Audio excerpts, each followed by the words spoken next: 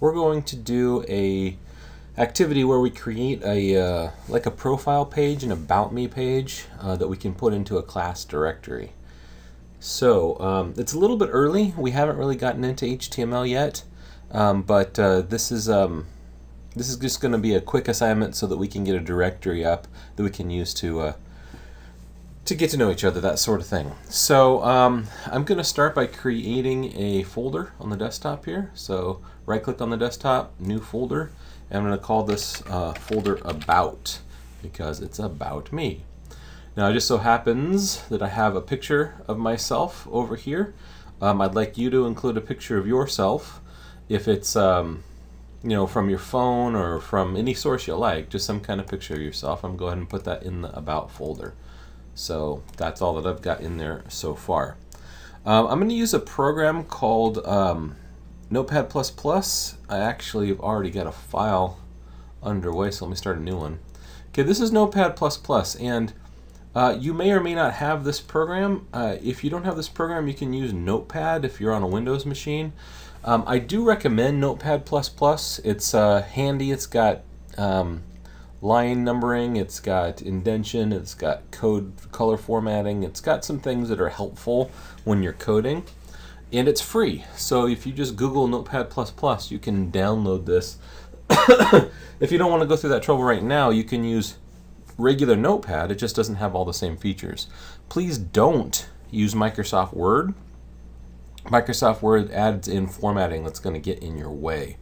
If you're on a Macintosh, you also don't want to use Microsoft Word. I also don't recommend TextEdit, which is the text editor that comes with Macintosh in the Applications folder and Utilities.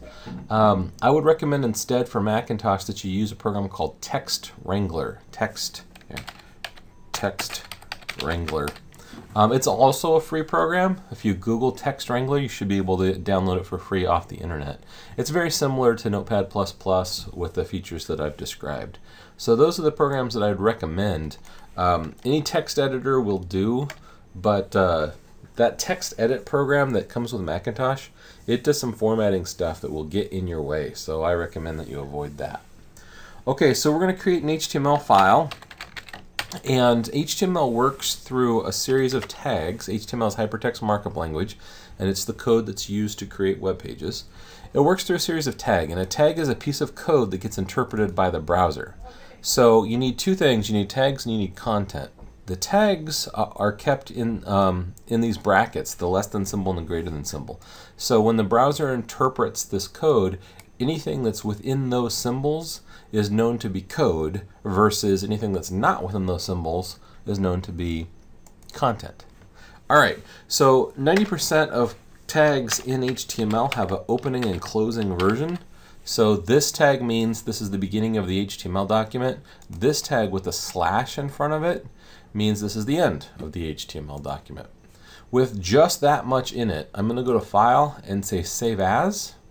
I'm going to make sure I navigate to the appropriate location, which, what did I call that folder? About. Here we go. And then the file name is extremely important. I'm going to call this index.htm. It's got to be called index because that's the default file name on any given web server or location. So that's basically the name of your home page. The file that represents your main page of your home page needs to be called index. And then .htm is the file extension that tells it that this is a web page as opposed to some other kind of file. So even though Notepad++ wants to default to .txt, we're going to override that with index.htm. All right? And I'm going to make sure I'm saving into the About folder, and I've saved it. Now that I've saved it, notice that my HTML tags turned blue. So in Notepad++, it color codes tags. It color codes computer code. So it knows that HTML is code and not content. All right. Now inside these tags, because remember, HTML is the opening tag for the whole document, /HTML is the closing tag for the whole document. So our content goes in between. Now, excuse me for the coughing. Now for a paper that maybe you write a paper or an essay in your English class or something like that, they might require some structure like an intro, paragraph, some body paragraphs, and a conclusion. Right? So an HTML document is similar in that it has two pieces of structure. It has the head section and the body section. So the head section is where control information goes. I'm going to indent this. The indentation means nothing to the browser that interprets this code, but it's good practice for just so for visually looking at the code. You can see it better when different sections are indented. You can see the hierarchy and the structure of the document when you use indentation. Okay, so within the head section, oh, by the way, the head section is meant for control information. Content does not go in the head section. Instead, control information like meta tags, keywords for search engines, scripts, and styles, things like this are what belong in the head section. So I'm going to use it for a title, and my title will be, I'll just put my name in there. And so you should put your name in there, not mine. Okay, so the title does not appear on the page, and so it's not considered content. The title appears in the title bar or in a tab once you're looking at the page on a browser. So that's why it's not considered content, and it can go in the head section. Oh, also notice, by the way, that in this case I put the opening and closing title tags on the same line, where before I had the head section and closing head section on different lines. That's absolutely fine. Lines, spaces, they don't mean anything to the browser. The browser doesn't care. So you can put them where they're useful for you, specifically to visually have cues to understand the hierarchy of your code. Okay, so next, after the head section, comes the body section. And there's nothing in between the two, right? So I just put a space in there so I could see it, but nothing should be going in that space. And then eventually I'm going to have /body, which means the end of the body section. The body section doesn't end until the very end of the document, just before the closing HTML. So those two they don't need to be any space between /body and /HTML. Okay, now that we're finally to the body section, we can put in some content. So we'll put in a content item H1 for headline size 1. HTML has 6 preset headline sizes. H1 is the largest of them. And so we'll put in, I'll put in my name again. I guess I like my name a lot. Well, this is actually an About Me or profile page, so it makes sense that that would be your main heading, right? All right, and so on the next line, I'll put a smaller heading, H3 sized, and here I'll put my title, Computer Information Systems Faculty.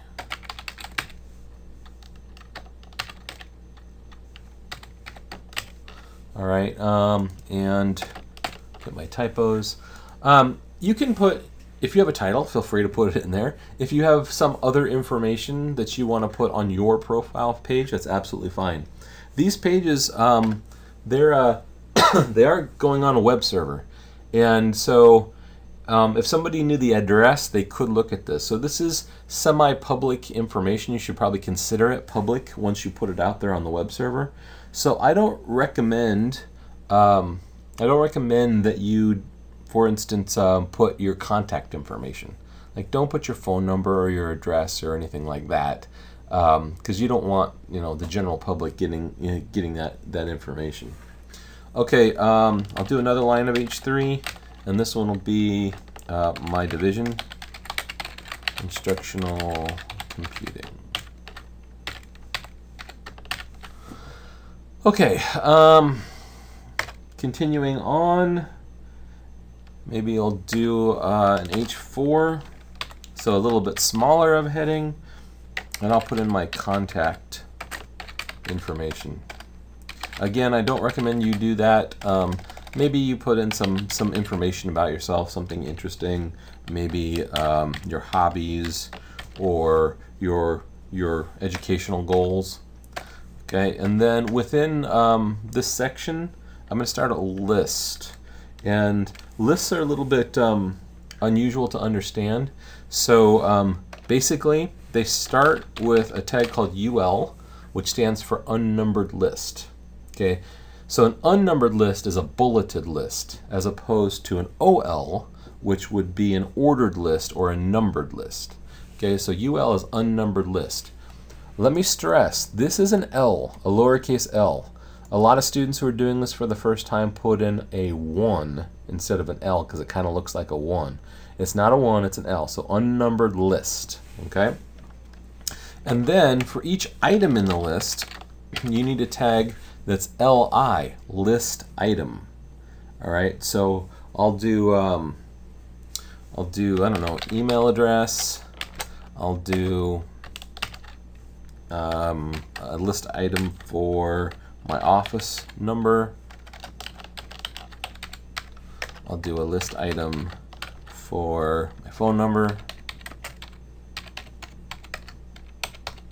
Okay, and then I'm gonna end the list, and so the list ends with /UL. Now you could, it doesn't hurt anything if you want to do a /LI at the end of each bullet list item. Technically you don't need to. For whatever reason, this is an exception to each kind of tag needing a closing partner. But it doesn't hurt to put it in there, so we'll go ahead and put it in there, I guess. Okay, so this is going to make up the gist of our page. There's two more complicated things we're going to do before we're done, right? First of all, you'll notice right here, I left out my actual email address. And the reason for that is I want to turn it into a link. So I want to take a minute to explain what how a link works. Let me get rid of that closing LI just to make some space. Okay, so in order to create a hyperlink, the actual tag or piece of code that you use is an A for anchor, all right? And which feels weird, but there's different kinds of anchors for different things. So then to specify what you're anchoring to, you need to use what's called an attribute. An attribute is a modifier. So A is the tag, but the attribute will modify how the tag works. All right, so the attribute here is href, which stands for hyperreference. Okay, and then most attributes have a value, so they take on this format. Attribute equals quotation mark, and then within the quotation marks is the value. So this is where I'm going to put in the email address. Now, if you're doing, unless you're linking to a file, unless you're linking to a local file, your value for your href needs to include the protocol. And because this is an email address and not a web page, the protocol is going to be mail to. So I'm going to mail to : and then jim.nichols@estrellamountain.edu. Okay. Okay. Now, what's interesting here, the syntax matters. You really have to have these quotation marks, and your greater than less than have to be in the right place and all that stuff.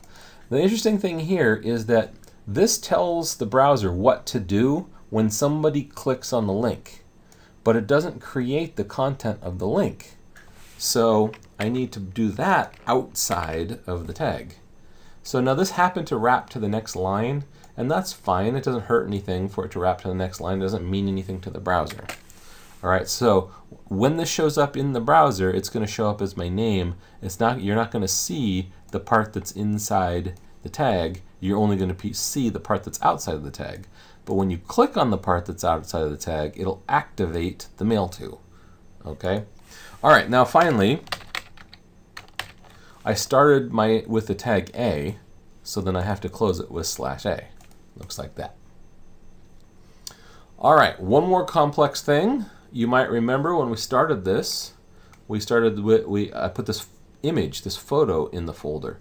So I got to take a good strong look at the file name because I have to get it exactly right. One thing I do sometimes to keep myself from making a typo is I'll click on that file name, click on it once more carefully, and then highlight the file name, and then right click on it and copy it. Okay, now I know my own name, so that's not going to be a problem. But if this was complex or there was possibility for typos, copying it and pasting it is going to make life easier. All right, now I have to decide where in the document I want the image to be. I want it to be right up front. So I'm going to put it up here. And the tag for an image is img for image. And kind of like this tag, it requires attributes. So src is the attribute to specify what the source of the image is going to be. And this is where I can paste in the file name. Okay, if I've put that right in there. Okay, so this is good. Now, what's interesting about the image is it requires a few more tags, a few more attributes, I should say. I like my image to be aligned to the right side of the page. So to do that, I do the attribute align with the value right. Okay, I want to specify the size of the image, because if this is a big file, it could dominate the page. So I'm going to say width, let me try that again, width equals 300. Okay, and then I don't put in a height, and here's why. If you put in a width, the browser will automatically set the height in proportion. If you put in only a height, it'll automatically set the width in proportion. But if you put in width and a height, it will do as you say. It will use the values you enter. So if you don't actually know for certain what the proportionate values of that image are, if you put in values and you don't know what they should be, you will stretch your picture. You'll either stretch it vertically or horizontally, but it will look like silly putty. And so unless your web page requires that you have to be exacting in the location and size of your image, I recommend using width or height and let the browser determine the other proportion in proportion. So that's my little trick. I'm going to leave it just width, not height.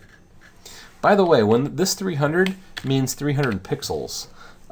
So you could say px. If you leave it off, it'll default to px, which means pixels. A pixel is a unit of measure that's roughly 72 pixels to an inch. So if you do the math, I'm saying make this image like something like 4 inches wide. And even that depends on the resolution of the monitor that's viewing it. So that's a rough measure. I want my image to have a border around it. So I'm going to say border equals 1, which means 1 point or 1 pixel wide. And then, this is important, alt equals. Okay, so what that's all about is there is software that will read a website to a person who might otherwise not be able to see the website. Perhaps somebody with a disability, sight impairment of some sort, and they might not be able to see the picture visually. And so their software will read the website to them, but obviously you can't read a picture. So if you put in alt, that means alternative text. So a screen reader software will read whatever value you put in here in lieu of showing the picture. Okay, so it's good practice, but it's also a requirement with the Americans with Disabilities Act, the ADA.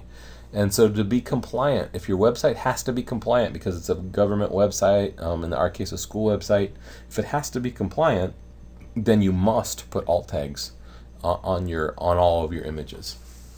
Okay, I'm going to go ahead and save my changes.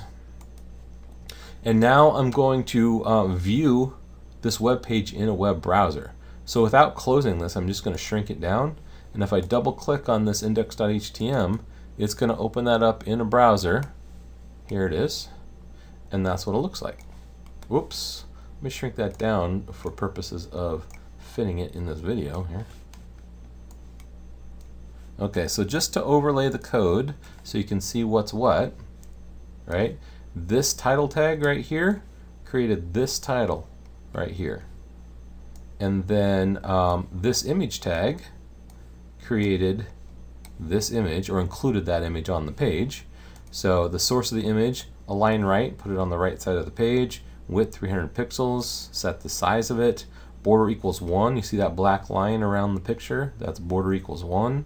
And then alt alt text, if you're using a screen reader, that would come into play. Okay, and then over here, this H1 represents this heading. This H3 represents this heading. This H3 represents that heading. Sorry. This H4 represents contact information. My UL with my LIs create this list. Notice it's bulleted, it's also indented. And then this code, all of this code here, creates this link.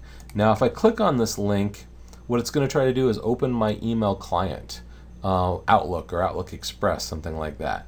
So these kind of links, mail to links, only work if an email client is installed.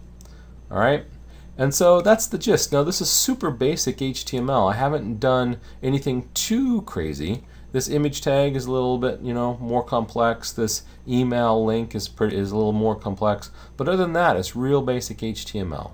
Okay, so I'm gonna hit. I did hit save. I can close out of this. And now what I need to do, I can close out of this as well. Now what I need to do is I need to get this about folder onto the web server. So I'm actually gonna stop the video here and do that as a separate video, just for time's sake, and also because I can reuse it if I separate it. All right. So please go back into Canvas and hit the other link.